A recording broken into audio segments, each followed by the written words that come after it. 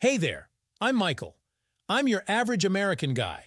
I work as an insurance agent, enjoy watching football with my buddies over barbecue and beer on the weekends. Living the typical life of a typical average Joe, really. But on the family front, things aren't so rosy for me. My wife Linda is a real piece of work, always finding fault with me. Nothing's ever good enough for her. Either I don't make enough money or I don't pay enough attention to her. And it's not like she's Miss Perfect herself. No, sir. She spends all day sitting at her mom's place, my mother-in-law, that is, gossiping and sipping tea, the two of them. Speaking of my mother-in-law, Eleonora, what's her patronymic, is a real high society lady, all cultured with her museums and theaters and whatnot. Looks down her nose at me like I'm some kind of underdeveloped primate, as if to say, "What do you know about life, Michael, with your football obsession?" Ugh, makes me sick. But recently, something really out of the ordinary happened. Linda, after yet another fight with me over some trivial nonsense, ran off to her mom's. And what did I do? Idiot that I am, I went over to my mother-in-law's to patch things up. I mean, you don't get divorced over every little thing, right? So I show up at the door, and there's Eleonora sitting in the living room leafing through some catalogs. She gives me this condescending look like, "What are you doing here, you Neanderthal?" And I go and blurt out, "Wow, what have you got there, Eleonora? What's your name? Is that a brochure for a new exhibition? I love the Impressionists." Well, you should have seen Eleonora's face. Her eyebrows shot up so far they nearly knocked her glasses off. She's staring at me with her mouth hanging open, as if she'd seen a ghost, I swear to God. "Michael," she says, "is that you? What Impressionists, I beg your pardon? I thought all you cared about was your silly ball games." Well, I got all offended. I mean, do you really think I'm that much of a caveman? I'll have you know I enjoy opera, too, and I can tell Van Gogh's Starry Night from Malevich's Black Square blindfolded.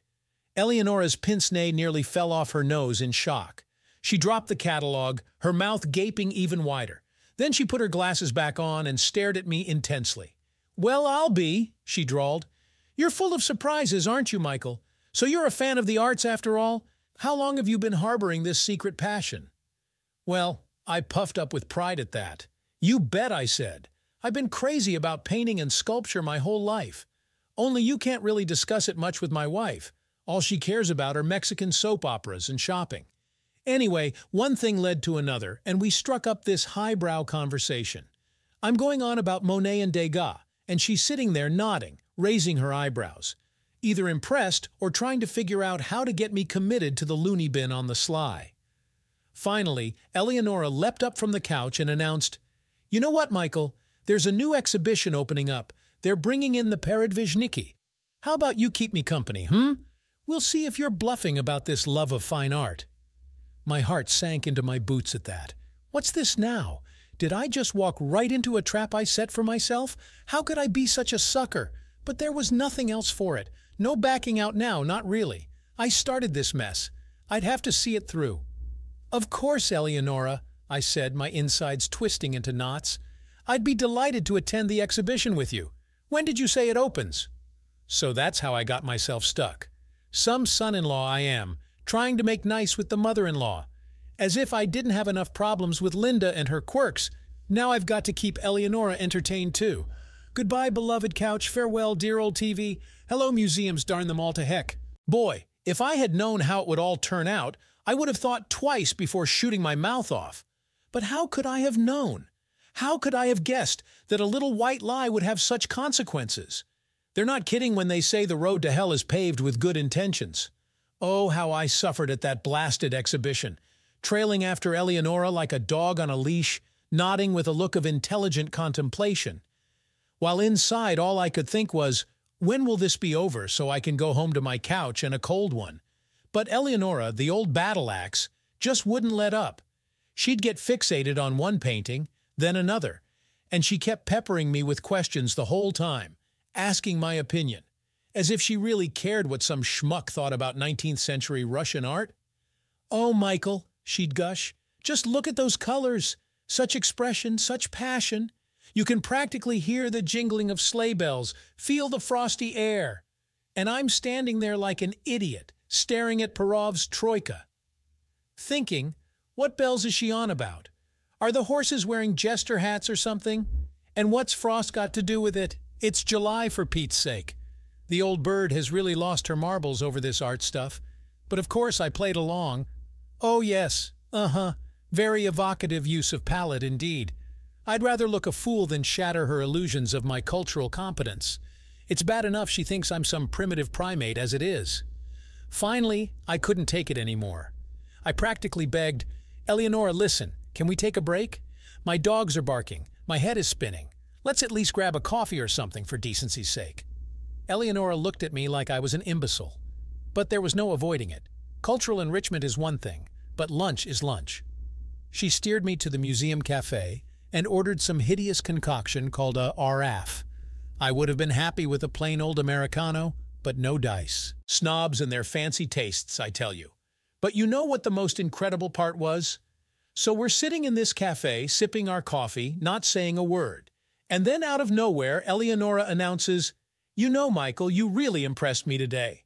I never would have expected this appreciation for fine art from you, and your observations were quite astute, if a bit strained at times. You're not just humoring me, are you?"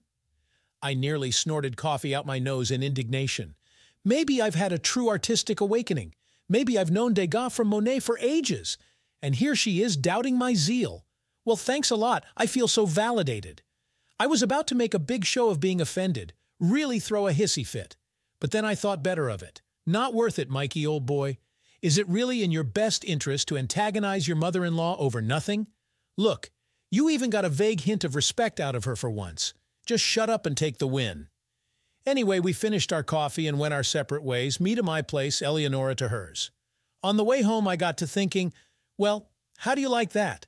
Not only does my mother-in-law no longer think I'm a complete moron, she even acknowledged I have a brain in my head. The Lord works in mysterious ways, I tell you what. Of course, as soon as I got home, Linda was all over me with questions. What the heck were you doing traipsing around museums with my mother?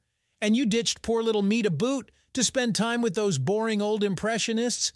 Have you no shame, you cad?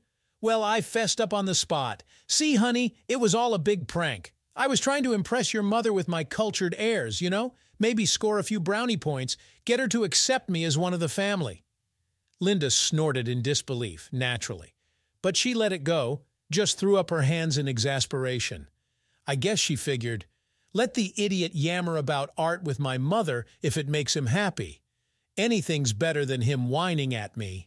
And I heaved a huge sigh of relief. Dodged a bullet there, thank my lucky stars. No harm done with my little white lie. Now I could forget all that cultural mumbo-jumbo with a clear conscience. I mean, it's not like I'm going to spend the rest of my days gawking at the Mona Lisa or anything.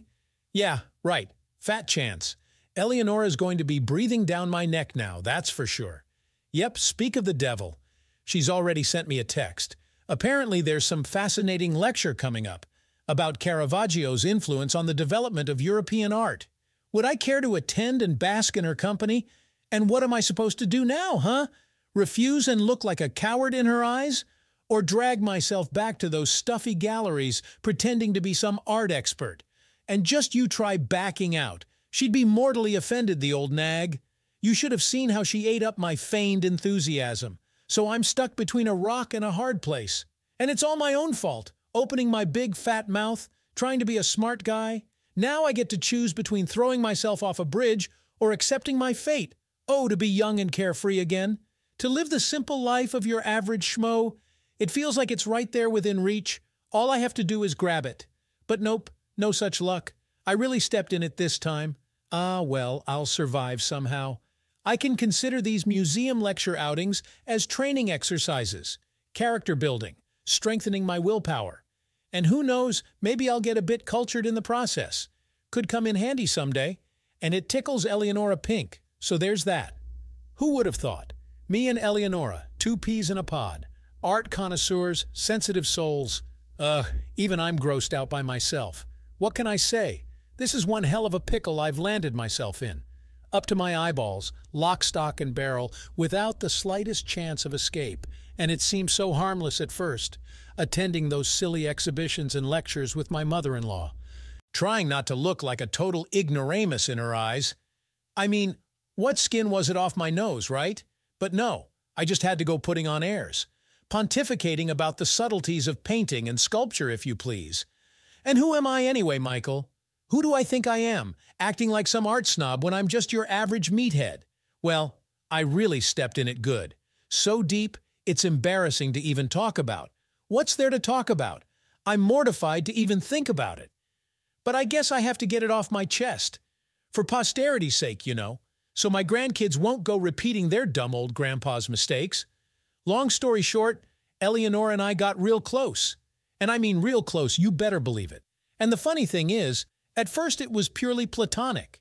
You know, holding hands, gazing soulfully into each other's eyes. Complimenting each other too, naturally. Like, oh, Michael, you have such a refined sensibility. Oh, Eleonora, you look stunning in that evening gown. Oh, makes me sick to my stomach. What a couple of morons, I swear. But at the time, it all seemed so innocent, so friendly. So what if we stroll through the museum arm in arm? No big deal if we have dinner together after an exhibition. I mean, who cares, right? But someone did care, as it turned out. Someone cared a whole awful lot.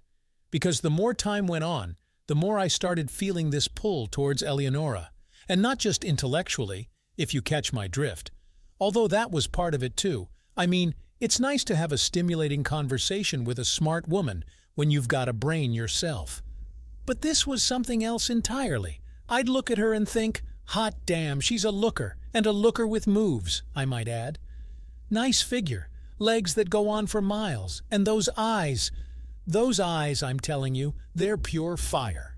And the worst part is, Eleonora definitely noticed the way I was ogling her, and did she put a stop to it? Not on your life. Just the opposite. It's like she was egging me on, wearing a lower-cut blouse than usual, putting on a shorter skirt. I wanted to either go hang myself or bash my head against the wall.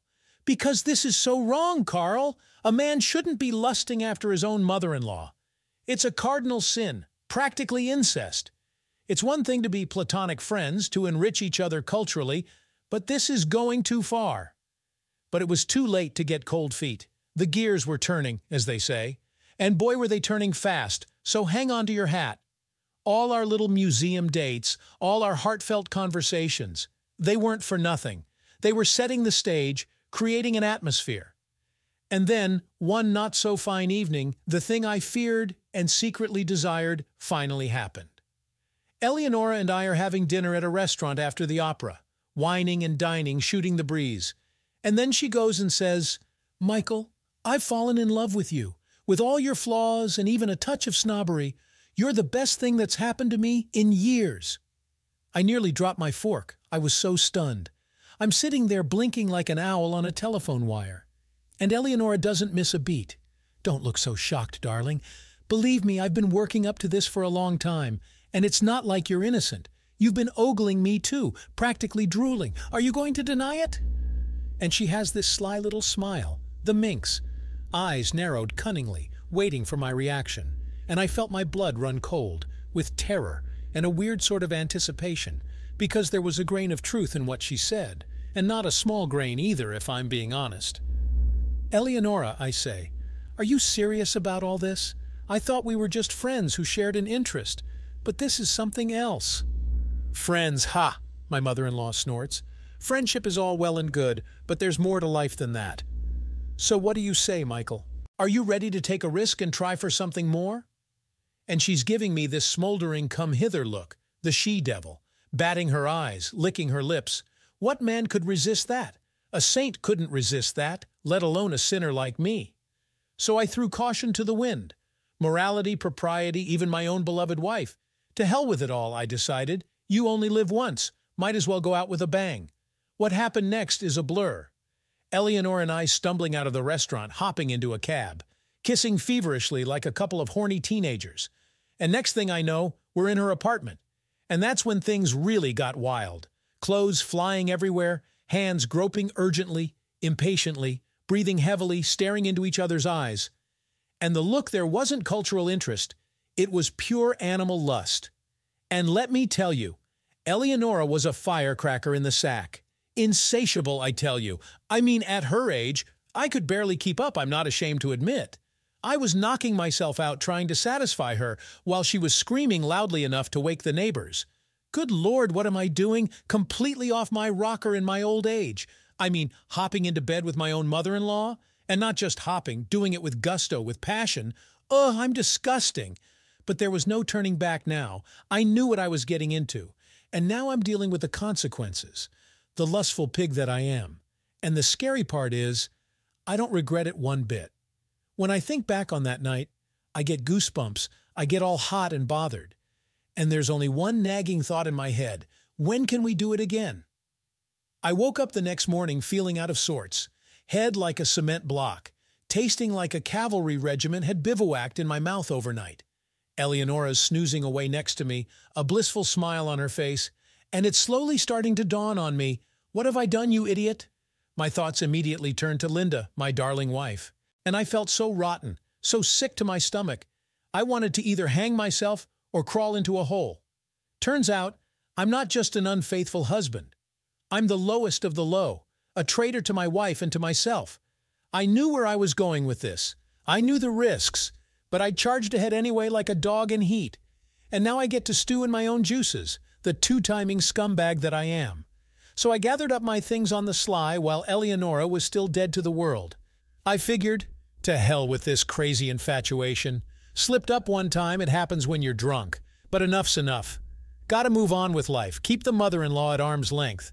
With any luck, this whole thing will just blow over on its own. Yeah, right. Fat chance.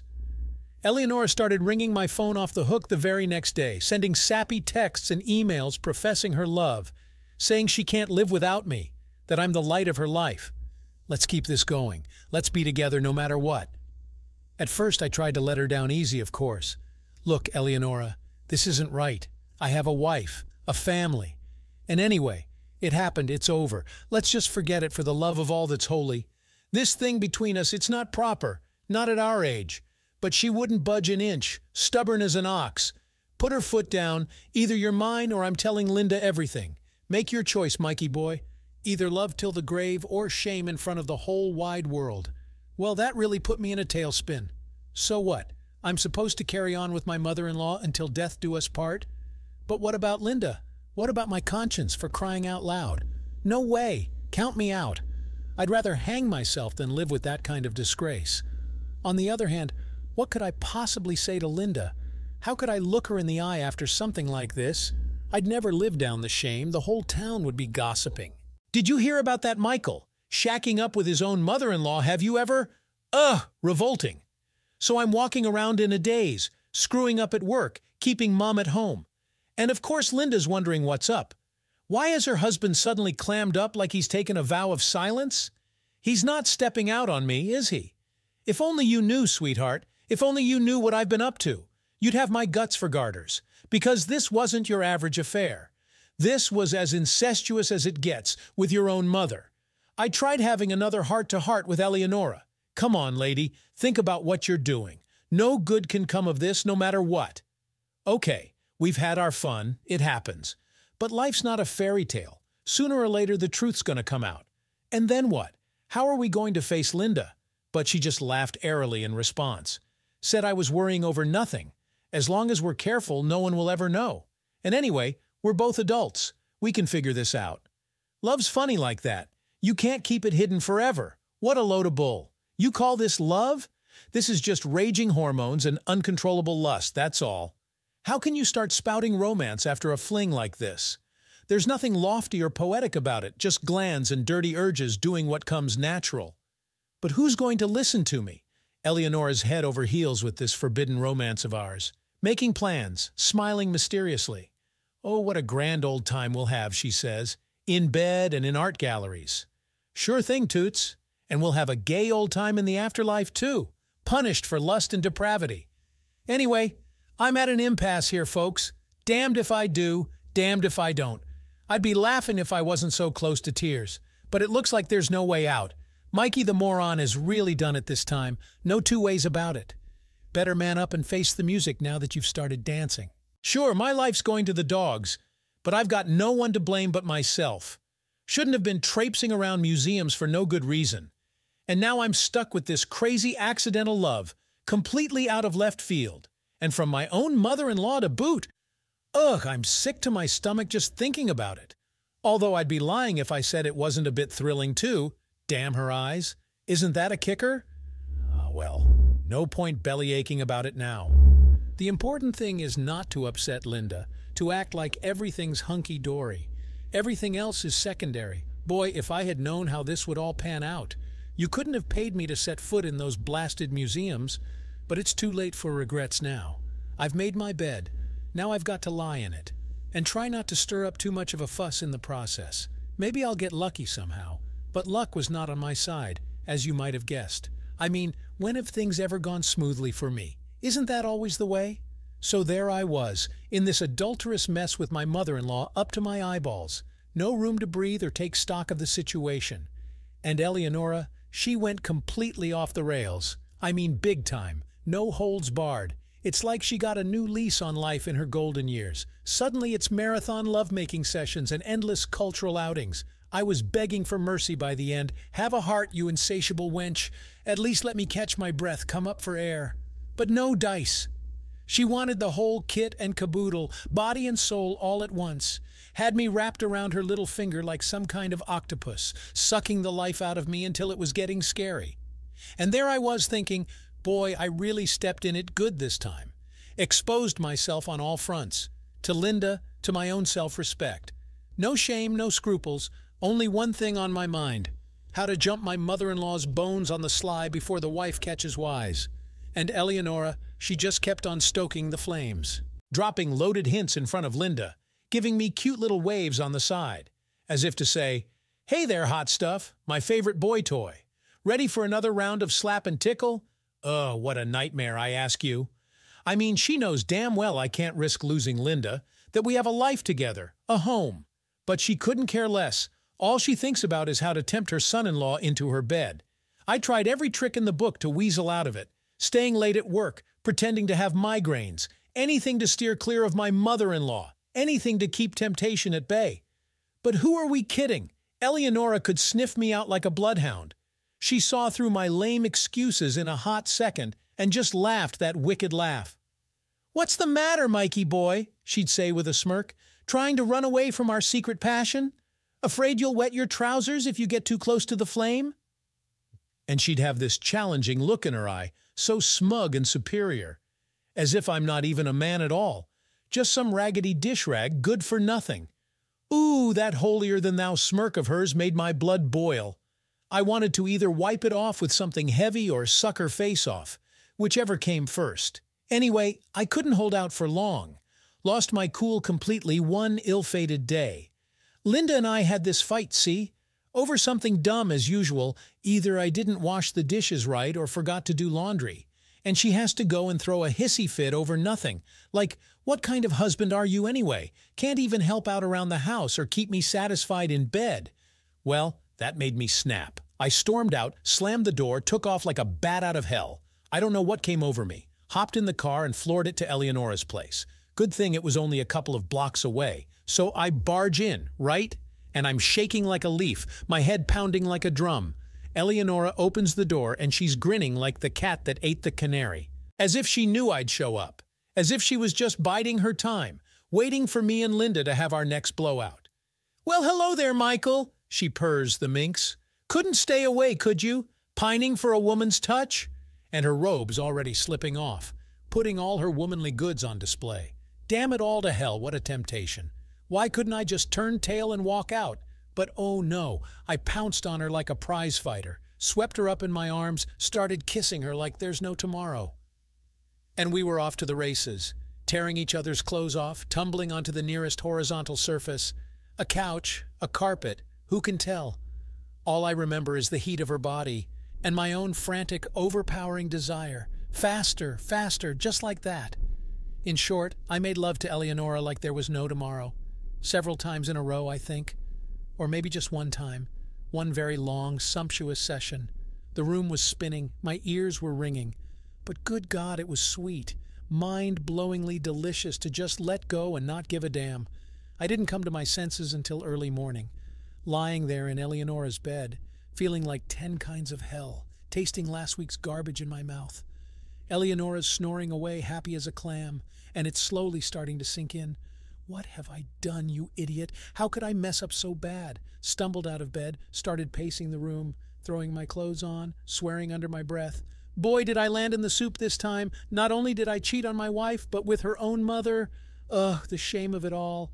But Eleonora, she's just lying there smiling lazily, those shameless eyes of hers gleaming with mischief, as if this was exactly what she'd been waiting for me to come crawling to her in a fit of animal passion.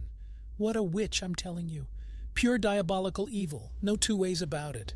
Where's the fire, Mikey boy? She drawls mockingly, making a run for it at the crack of dawn. What about round two, Damn her eyes, the insatiable harpy. All she cares about is her bedroom gymnastics. To hell with the rest. I mean, is this any way to behave? Seducing your own son-in-law like some common floozy? I wanted to spit in her face, I really did. But I held myself back somehow. Just threw up my hands in frustration. Enough already, Eleonora. Playtime's over. Let's call it a day. We've got to start thinking about higher things, about our immortal souls. And I really did think about it. The whole way home, I'm tying myself up in knots over it. How am I going to look Linda in the eye now? How do I deal with Eleonora if she comes sniffing around again? I'd rather hang myself than go through with it, I swear to God. But there was nothing else for it. I gritted my teeth, put on my poker face, walked into the apartment like nothing happened. Linda had already left for work, thank goodness. I'll come up with some excuse later, smooth things over about our little tiff. I crashed at a buddy's place. We were drowning our sorrows in vodka. With any luck, she'll buy it, the poor fool. As for me, I threw myself into work with a vengeance. Crunching numbers, shuffling papers, anything to keep my mind occupied, anything to shut out the world. And I gave Eleonora the cold shoulder with all my might. Blocked her number, ignored her emails. In other words, I played possum to the hilt. But how can you run away from yourself? No matter how I tried to forget, Eleonora kept popping up every time I closed my eyes, flushed and enticing, beckoning me with her finger. Damn it all, she was like my own personal succubus. I struggled like this for days, walking around like a ghost, pale, wild-eyed, snarling at Linda one minute, sucking up to her the next like a guilty puppy. She just stared at me in confusion. What in the world's gotten into that husband of mine? Is the stress of work making him crack up? And to tell you the truth, I really was losing my marbles. Scared to death of being found out, eaten up by terrible guilt. But most of all, driven mad by overwhelming desire, twisting my guts into knots. Because try as I might to banish Eleonora from my thoughts, not a chance in hell. She'd slither in, the snake, every single time. In short, I was in a bad way. Felt like putting my head in the oven or jumping off a bridge. Either way, I was in agony. And the kicker is, I had no one to blame but myself, the moron. Should have thought with my big head, not my little one. But no, I had to go and give in to base temptation. And now I'm paying the price, some family man I turned out to be. But that's not the half of it, folks. You think my troubles ended with adultery? Ha, think again. It was only the beginning. I still can't believe how stupid I was to get busted. What a prize chump, let me tell you. Anyway, Eleonora shows up at our place one day. Surprise, surprise, to visit her precious daughter. And while she's at it, to check up on her idiot son-in-law, see if he's croaked from fright yet. So there we are sitting in the kitchen, sipping tea, making idle chit-chat. Linda's singing like a little bird.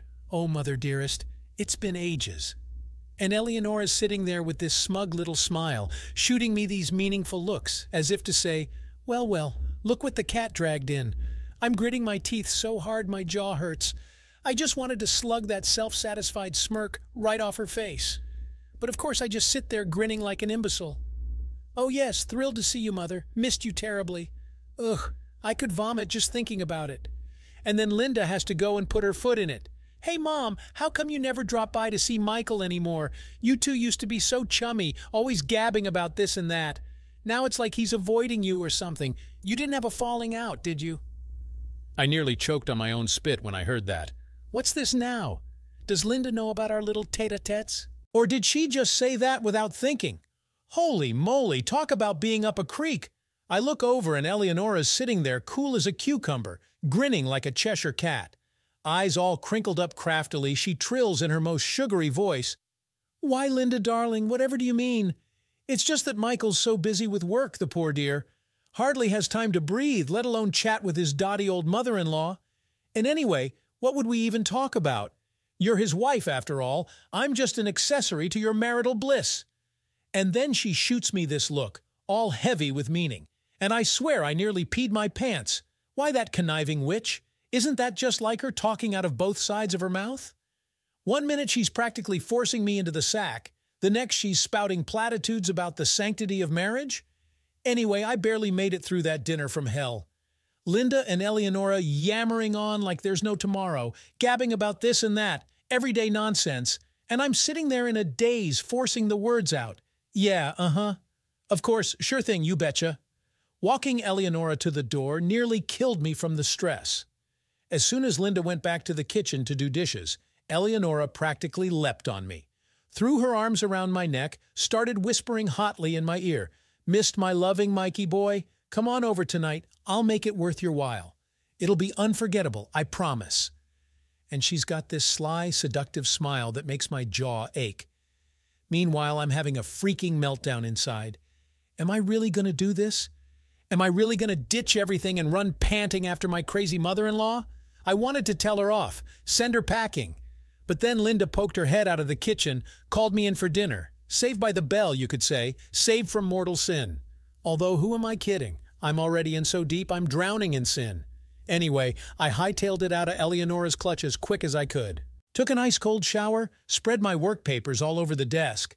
Gotta look busy, no time for skirt chasing. But my mind's going a mile a minute. How the hell did I step in it so bad?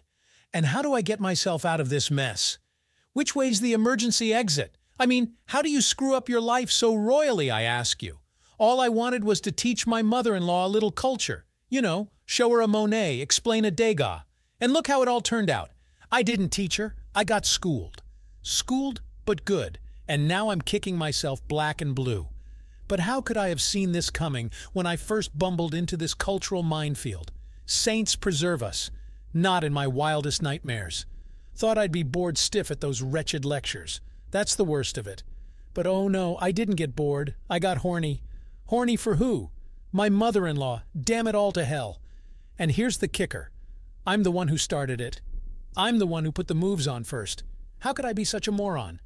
Falling for a nice pair of gams, a low-cut neckline. Ugh, I disgust myself. I'm no man after this. I'm a dog in the manger. But facts are facts. What's done is done, as they say. I could play dumb, I guess. Pretend it never happened. I must have dreamt it in a drunken haze. But what's the point? How can I look Eleonora in the eye now? And Linda, for that matter. It's mortifying, I swear to God. I wandered around in a fog for days. Screwing up at work, clamming up at home. And of course Linda started asking questions. What's with you, hubby dear? You didn't go and find yourself a mistress, did you? It's almost funny. If only it was a mistress. No, I've got my mother-in-law lusting after me in her twilight years. Eleonora's a real piece of work, too. I'll give her that. Calling me every single day, texting me nonstop. When are we meeting up? I miss you so much. I've gone and blocked her number, thought about changing my phone. But what's the use? She's not going to give up, the harpy. Stuck to me like a barnacle, won't let go for nothing. And then, as if that's not enough, Linda has to go and pull a stunt. Decides we need to have a family week, if you can believe it. Go on outings together, have cozy gatherings, the whole shebang. And of course she invites Eleonora, the conniving wench. Thought she'd surprise me, isn't that sweet? When I heard that, I nearly choked on my own spit. So what?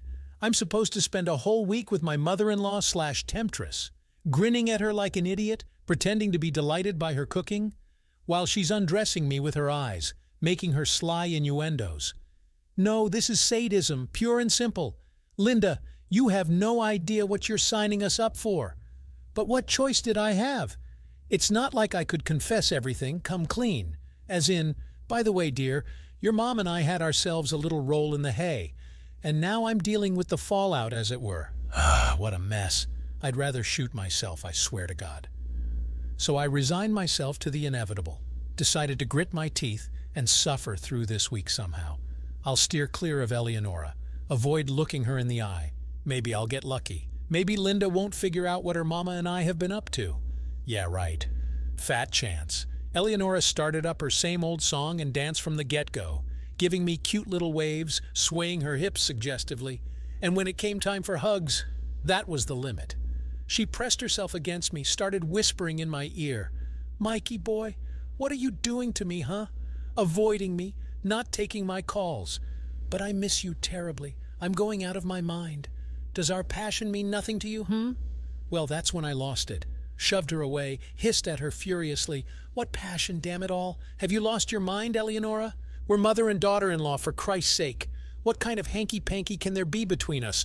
What are you even on about?" But she didn't turn a hair. Just smiled that wicked smile, purred, "Tisk, tisk, Mikey, Mikey. Who are you trying to kid? Isn't it a bit late to play the innocent? You think I haven't noticed how you ogle my assets? How you gulp nervously when I walk by? Who are you trying to fool, darling? Me or yourself?" Well, that threw me for a loop. And damn her, but she's right. I can play the choir boy all I want, but there's no escaping the truth. Eleonora gets my motor running, and that's all there is to it. I'm stuck on her like white on rice, even if it kills me.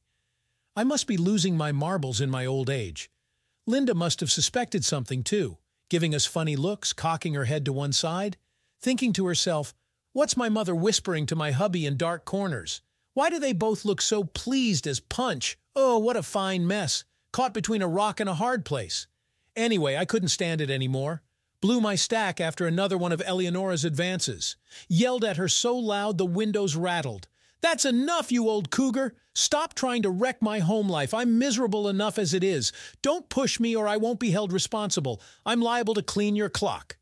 Eleonora just raised an eyebrow in surprise, then twisted her lips in a poisonous little smile, drawled sarcastically, "Well, well, aren't we feeling our oats?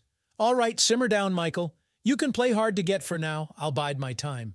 But mark my words, you can't dodge me forever. Sooner or later you'll coming running, tail between your legs. I know what you're capable of. There in my boudoir, such passion, such fire. You'd never be able to resist now, would you, darling? And damn if she didn't hit the bullseye. Sharp as a tack, the harpy, because if I'm being honest, I could barely keep my hands to myself. I knew full well, no matter how I slice it, Eleonora draws me like a moth to a flame. And there's no fighting Mother Nature, now is there? But I didn't want to lose Linda either. I'm not going to lie. She's a good woman, salt of the earth, loves me, the fool that I am, despite everything. Maybe she'd even forgive my cheating given time. But with her own mother, not bloody likely. There's no excuse that could justify that. No, the devil made me do it, or it happens when you're drunk. So I decided then and there to kick this thing in the teeth for good. No more shenanigans, no more playing with fire. Not my style to go tomcatting around, risking my family. I made my bed, now I gotta lie in it. Suffer in silence, like a man. And I told Eleonora straight to her face, "Sorry, Toots, it's just not in the cards. You'll have to make do without me from here on out, capiche?" Oh, she was miffed all right, snorted contemptuously, turned away in a huff. Well, of course, her pride was wounded. I'd offended her feminine vanity. Never mind, she'll get over it somehow. She's a big girl, she ought to understand. We gave it a shot, but it wasn't meant to be. Only thing is, I couldn't let it go. Kept obsessing over blasted Eleonora, haunting my dreams at night, popping up like a vision during the day. I could howl at the moon, bash my head against the wall, but there was no getting her out of my head, no sir. But I couldn't keep lying through my teeth to my Linda either. Started feeling real low down and dirty about it, like I'd betrayed her and my own self. Oh, if only she knew what her good-for-nothing hubby was really like. That'd wipe the smile off her face quick enough. Long story short, I was a complete wreck, frazzled and frayed around the edges, work going to pot, moping around at home. Can't stand the sight of Eleonora, but drawn to her like a junkie all the same. And Linda, well, I could barely look her in the eye for the shame of it. And then, just when I thought it couldn't get any worse, we had another big family shindig on the calendar. Someone's birthday or anniversary or some such. Anyway, any excuse to get together and shoot the breeze? And what could I do? Couldn't wriggle out of it. So off I went, tail between my legs. So there we are sitting around the table. My Linda's glowing like a Christmas tree, happy as a clam. Oh, isn't it grand? The whole family together. Ugh, some family. If she only knew her hubby's been stepping out with her own mother. And of course Eleonora's right there in the thick of it, sitting across from me, all coy smiles and fluttering lashes, shooting me meaningful glances, then cutting her eyes at Linda, as if to say, "What's the matter, Mikey boy? Cat got your tongue? And I'm on pins and needles the whole time." Throat dry as a bone, hands shaking like a leaf. I can feel it in my bones. This is it, the jig is up. The bomb's gonna drop any second now. Linda's gonna figure it all out, kick up a stink. Divorce court, here I come. But then Eleonora pipes up out of the blue. Real casual-like, offhand. Like, what a wonderful couple you two make. Such love, such harmony. A real inspiration, I swear. Why, I ran into Michael the other day, and all he could talk about was you, dear daughter. How much he adores you. How you're the only one for him. My jaw nearly hit the floor when I heard that. What's she playing at, the crafty old bird? Is this her idea of covering for our little indiscretions? Well, thanks a heap, I'm sure. But the last thing I want is anyone thinking I've got something to hide from my wife. So I stood up from the table and announced for all to hear. You know what, Eleonora? Let's lay it on the line. Yes, you and me had a thing. I'm not going to deny it or be ashamed, but that's ancient history, you hear? Linda's the only woman I love, damn it, and I wouldn't trade her for anyone, not even you, so quit playing your little games, all right? It's not decent, it's not right. Well, you could have knocked Eleonora over with a feather, and Linda, she's white as a sheet, eyes bugging out of her head. And that's when it hit me. I'm sunk. I just hung myself with my own tongue. Signed my own death warrant. Like the idiot I am. The rest is all a blur. Yelling, screaming, hysterics, Linda and Eleonora at each other's throats, fur flying everywhere. And I'm just sitting there thinking, way to go, Michael. That's what you get for thinking with your dick. Anyway, Linda divorced me quick as you please, and I deserved it, I guess. I asked for it, I earned it. Shouldn't have been messing around with my own mother-in-law, shouldn't have let my little head do the thinking. Brought it all on myself, screwed the pooch but good. Thought I wanted a taste of strange in my twilight years. Well, life sure ain't boring now. No siree. 1 minute I'm running to my ex-wife with divorce papers. Next I'm trying to figure out who gets the house and who gets the car. I'm sorry, pal, but that's where my story ends. I can't bear to keep picking at old wounds, dwelling on my boneheaded mistakes, and there's not much more to tell anyhow. After the divorce, I kicked around on my own for a while, worked like a dog, drank like a fish, trying to forget, trying to outrun my own shadow. But how do you outrun your own memories? They're always with you, day and night, especially at night, damn it all. As for Eleonora, well, she never showed her face again.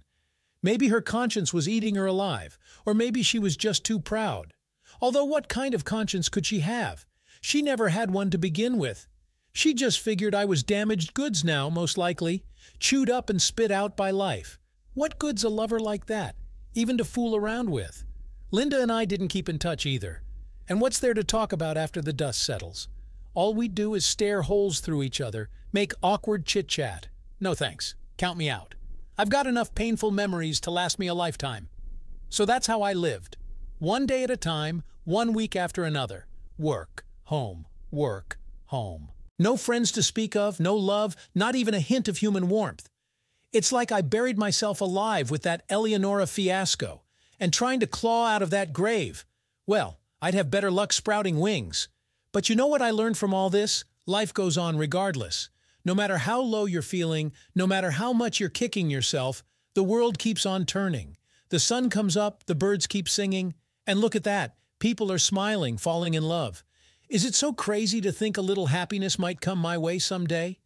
So I decided to quit being my own worst enemy, quit moping around depressed. I mean, I'm no spring chicken. It's high time I started thinking about my immortal soul.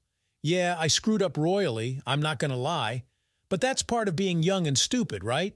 The important thing is to learn from it and move on. Not get mired in your own failures, tormenting yourself for no good reason. And what do you know, little by little things started perking up. I got a promotion at work, head of my department now. Who knows, maybe I'll even make director one of these days. Crazier things have happened. And maybe, just maybe, my luck will turn around in the romance department too. I mean, a guy can't be a loser in love forever, can he? And hey, experience counts for a lot, you know. I'm a whole lot wiser now, more savvy. The next time love comes knocking, I'll be on my best behavior. No more fooling around, no more secret flings, everything on the up and up, strictly above board. Even if my ex-mother-in-law comes sniffing around again, no dice toots. I've had my fill, thanks very much. And that's the long and the short of it, folks. That's my life now. Quiet, ordinary, no muss, no fuss. Working, you know, bettering myself little by little. hitting the gym on weekends, working on my health. Before you know it, I'll be such a hunk the ladies won't be able to resist. No mother-in-law will stand a chance, ha. Nah, I'm just pulling your leg. But who knows how things might shake out. Life's funny like that, always throwing you for a loop. One day you're down in the dumps, the next you're king of the world, or the other way around. From marital bliss to a maelstrom of forbidden passion. So I guess we'll just have to wait and see what happens. But I reckon that's enough soul-bearing for one day. I'm plumb tuckered out from jawing so much. Think I'll turn in, get my beauty sleep. And y'all don't go getting bored now, you hear? And learn from your Uncle Mike's screw-ups, you hear? Be smart, don't make the same boneheaded plays I did. Alrighty, I'm out of here. Thanks for lending an ear, not cutting me off. Maybe our paths will cross again someday, swap some more stories. But for now, sayonara, boys and girls. Best of luck to you. And don't forget to love each other and junk. But remember, only spouses, nice and legal-like. Steer clear of those mother-in-law homewreckers, you hear? You'll thank me later. That's a dummy talking to a dummy. Okay, I'm really skedaddling this time. Toodaloo! Did you like this story? Let us know in the comments what you liked. Subscribe to our storytelling podcast. Also, don't forget to like and ring the bell so you don't miss more interesting stories. See you soon.